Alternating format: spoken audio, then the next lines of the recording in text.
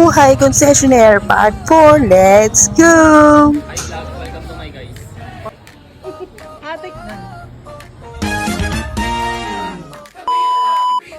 So yun na nga guys, madaling araw, time check, 5 a.m.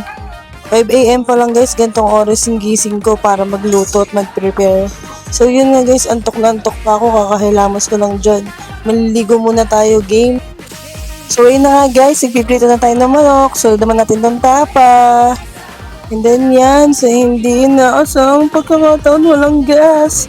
Wala pa naman may tinda, nagmotor muna ako para maghanap kung saan ako makakabili ka. Ito na nga, nakarating pa ako ng Pretty Guys. Grabe, ang layo, ang mahal pa ng presyo ng gas ngayon. Eh, ito na nga si kuya, buti na lang may magdi-deliver kahit ano sa 6 na ng umaga.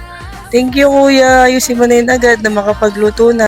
Tadan! Luto na sila agad. Hindi ko na pinlex kung paano ko ginawa. Malilate na ako guys. Tara na.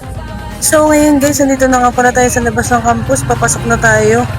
Nag-tricycle na nga pala tayo ngayon guys kasi sobrang init ng panahon para mamaya may bubong tayo pag uwi.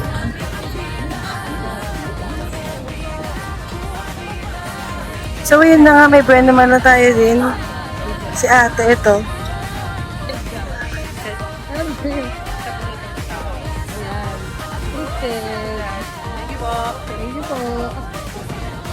So ito na nga guys, si kuya. Favorite nga pala ni kuya itong tosino. Dalawa yung binili niya. Yung kaibigan niya nagaya sa kanya kasi yun yung order niya. So yan, thank you.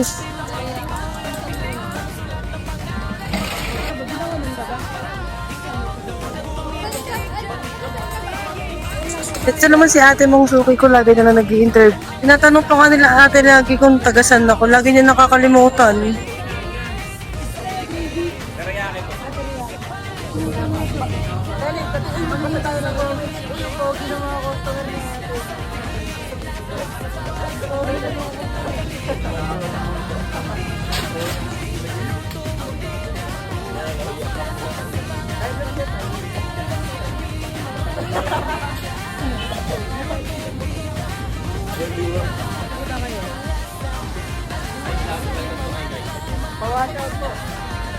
Ganda!